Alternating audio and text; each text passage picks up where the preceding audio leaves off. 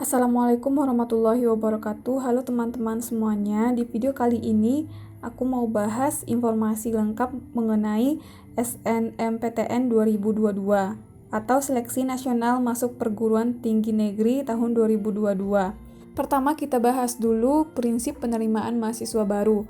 Ada 5 prinsip dalam penerimaan mahasiswa baru program sarjana pada perguruan tinggi negeri. Yang pertama adil. Maksudnya adalah penerimaan mahasiswa baru tidak membedakan agama, suku, ras, jenis kelamin, umur, kedudukan sosial, kondisi fisik, dan tingkat kemampuan ekonomi calon mahasiswa, dengan tetap memperhatikan potensi dan prestasi akademik calon mahasiswa dan kekhususan program studi di PTN yang bersangkutan. Yang kedua, prinsipnya adalah akuntabel. Maksudnya adalah dilaksanakan sesuai dengan prosedur dan kriteria yang jelas. Yang ketiga, fleksibel, yaitu pelaksanaan UTBK atau ujian tulis berbasis komputer diselenggarakan di 74 pusat UTBK PTN yang tersebar dari Aceh sampai Merauke. Waktu pelaksanaannya dilakukan selama 14 hari dan 28 sesi. Yang keempat, prinsipnya adalah efisien, yaitu penyelenggaraan tes masuk PTN menggunakan teknologi informasi dan komunikasi, pelibatan sumber daya manusia, dan fleksibilitas waktu. Yang kelima, prinsipnya adalah transparan, yaitu pelaksanaan penerimaan mahasiswa baru PTN dilakukan secara terbuka dan hasil pelaksanaan dapat diakses secara mudah. Poin kedua yang harus kita ketahui adalah jalur penerimaan dan alokasi daya tampung mahasiswa baru. Jalur penerimaan mahasiswa baru program sarjana pada perguruan tinggi negeri dilakukan melalui 3 jalur. Yang pertama adalah SNMPTN, yang kedua SBMPTN, dan yang ketiga mandiri. Untuk SNMPTN berdasarkan nilai akademik saja atau nilai akademik dan prestasi lainnya yang ditetapkan oleh PTN, dan kuota untuk SNPTN ini minimum atau minimal 20%. Yang kedua, SBMPTN atau Seleksi Bersama Masuk Perguruan Tinggi Negeri atau ini ujian tulis berdasarkan hasil UTBK saja atau hasil UTBK dan kriteria lain yang ditetapkan bersama oleh PTN. Kuota untuk SBMPTN ini minimum atau minimal 40%. Yang ketiga, jalur mandiri dapat menggunakan nilai hasil UTBK dan kuota untuk mandiri maksimum 30%. Ada ketentuan khusus untuk PTN Badan Hukum, kuota SBMPTN-nya minimum 30% dan seleksi mandiri maksimumnya 50%. Sekarang kita masuk ke poin utama yang akan kita bahas, yaitu mengenai SNMPTN 2022. Di sini aku akan menjelaskan 6 poin. Yang pertama, persyaratan sekolah, yang kedua persyaratan peserta, yang ketiga pilihan program studi, yang keempat tahapan pendaftaran, yang kelima ketentuan pemeringkatan siswa oleh sekolah, dan yang keenam kuota sekolah. Kita langsung aja masuk ke poin pertama, persyaratan sekolah. Untuk persyaratan sekolah ini ada 3 syarat. Yang pertama, SMA atau MA atau SMK yang mempunyai NPSN atau nomor pokok sekolah nasional. Yang kedua, ketentuannya berhubungan dengan akreditasi. Jika akreditasinya A, maka 40% dari siswa terbaiknya di sekolah tersebut bisa mengikuti SNMPTN. Jika akreditasinya B, 25% dari siswa terbaiknya bisa mengikuti SNPTN, sedangkan kalau akreditasinya C dan lainnya hanya 5% kuotanya. Syarat yang ketiga adalah mengisi pangkalan data sekolah dan siswa atau PDSS. Data siswa yang diisikan itu hanya yang eligible sesuai dengan ketentuan yang berlaku. Selanjutnya kita bahas persyaratan peserta.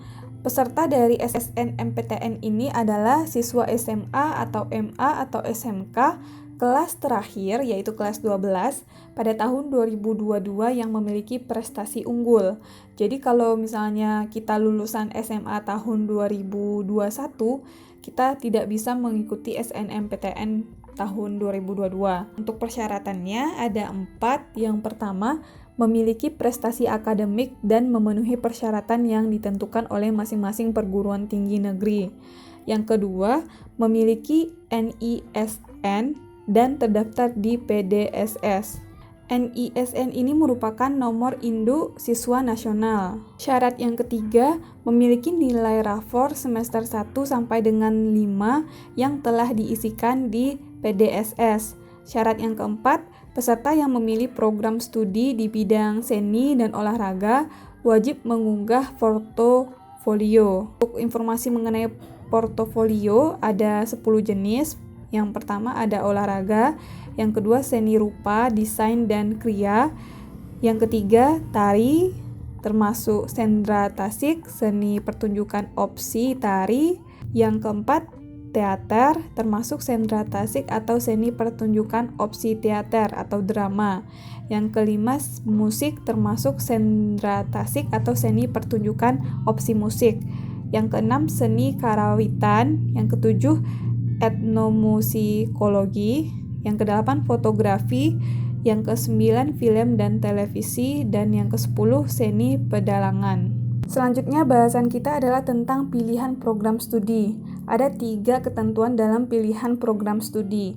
Yang pertama, setiap siswa dapat memilih 2 program studi dari 1 PTN atau 2 PTN. Ketentuan yang kedua, jika memilih 2 program studi, salah satu harus berada di PTN pada provinsi yang sama dengan SMA atau MA atau SMK asalnya. Jika memilih 1 program studi, dapat memilih PTN yang berada di provinsi manapun. Yang ketiga, disarankan tidak lintas minat, tergantung ketentuan PTN yang dituju. Untuk pilihan program studi ini aku akan mencontohkan. Kenyataannya kita bisa memilih 2 program studi dari 1 PTN. Misalnya kita memilih Universitas Indonesia. Nah, kita mengambil 2 program studi dari Universitas Indonesia, misalnya program studi kedokteran dan program studi biologi. Nah, berarti kita memilih 2 program studi dari 1 PTN. Jika kita memilih 2 program studi di 2 PTN yang berbeda, maka 1 PTN-nya itu harus berada di provinsi yang sama dengan SMA atau sekolah kita, sekolah asal kita. Misalnya kita memilih 2 program studi kedokteran dan juga biologi di 2 kampus atau di 2 PTN yang berbeda. 1 PTN yang akan kita pilih harus berada di provinsi yang sama dengan sekolah asal kita. Misalnya kalau kalian tinggal di provinsi Sumatera Selatan, maka kalian harus memilih 1 program studi yang berada di provinsi kalian dan satunya lagi boleh memilih keluar. Tapi kalau misalnya kalian cuma memilih 1 program studi, maka kalian dapat memilih PTN yang berada di provinsi manapun. Selanjutnya yang kita bahas adalah tentang tahapan pendaftaran dari SNMPTN 2022. Ada 12 tahapan yang harus kita lalui. Yang pertama adalah pengumuman kuota. Bagi sekolah, kuota ini sesuai dengan akreditasi dan jumlah siswanya. Yang kedua, registrasi akun LTMPT bagi sekolah. Wajib bagi sekolah yang belum punya akun LTMPT harus registrasi dulu melalui laman portal ltmpt.ac.id. Yang ketiga, registrasi akun LTMPT bagi siswa. Registrasi ini dilakukan di halaman portal ltmpt.ac.id. Yang keempat, lihat data. LTMPT biasanya menginfokan jumlah siswa yang eligible atau yang berhak mendaftar SNMPTN berdasarkan akreditasi sekolah. Yang kelima, sekolah menentukan calon peserta yang berhak mengikuti SNMPTN 2022.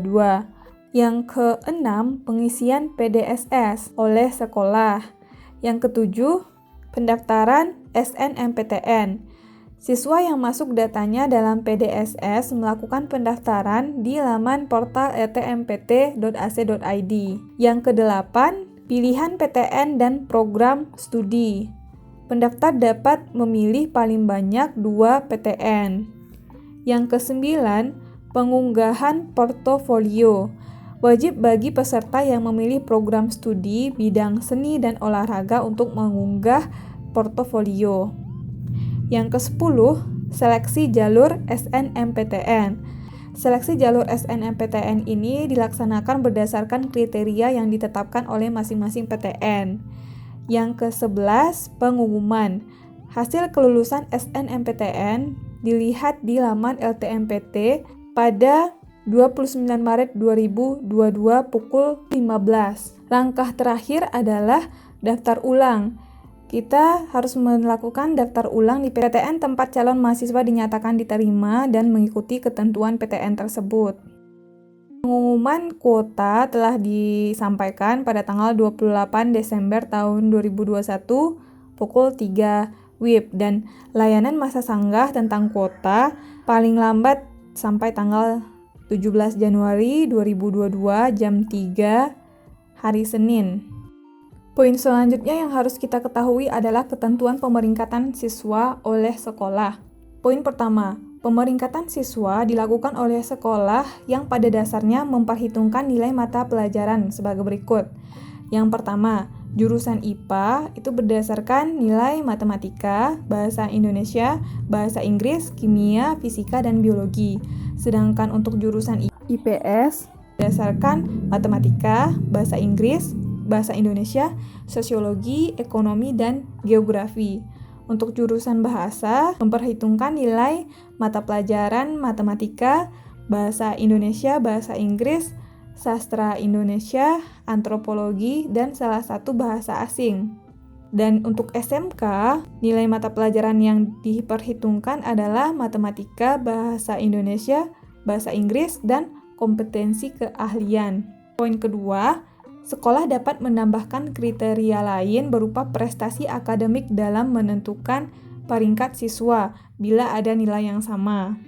Yang ketiga, jumlah siswa yang masuk dalam pemeringkatan sesuai dengan ketentuan kuota akreditasi sekolah. Untuk poin yang terakhir yang akan kita bahas adalah tentang kuota sekolah. Kuota sekolah ini bisa kita lihat di portal LTMPT. Kita tinggal memasukkan provinsi tempat sekolah kita berada dan kabupaten atau kota dari sekolah kita untuk melihat akreditasinya. Untuk sekolah yang akreditasinya A, kuotanya 40%, kalau akreditasinya B 25%, dan akreditasinya C dan lainnya, kuotanya 5%. Terakhir kita bahas jadwal SNMPTN 2022. Yang pertama adalah registrasi akun LTMPT sekolah yang dilakukan tanggal 4 Januari sampai 15 Februari 2022. Kemudian registrasi akun LTMPT untuk siswa tanggal 10 Januari sampai 15 Februari 2022. Untuk PDSS dan SNMPTN, untuk sosialisasi PDSS atau pangkalan data sekolah dan siswa dilakukan tanggal 1 Desember 2021 sampai 8 Februari 2022. Yang kedua, sosialisasi SNMPTN dilaksanakan tanggal 1 Desember 2021 sampai 28 Februari 2022. Yang ketiga, launching kegiatan penerimaan mahasiswa baru atau PMB dilaksanakan tanggal 4 Januari 2022. Yang keempat, penetapan siswa yang eligible atau yang berhak mendaftar SNMPTN 2022 dilaksanakan tanggal 4 Januari sampai 8 Februari 2022. Yang kelima, pengisian PDSS dilaksanakan 8 Januari sampai 8 Februari 2022. Yang keenam, pendaftaran SNMPTN dilaksanakan tanggal 14 sampai 28 Februari tahun 2022. Dan yang ketujuh, pengumuman hasil SNMPTN tanggal 29 Maret tahun 2022. Seluruh kegiatannya pada hari yang sudah ditentukan akan diakhiri pukul 15 WIB atau jam 3 sore. Itulah informasi tentang SNMPTN 2022 yang bisa aku sampaikan.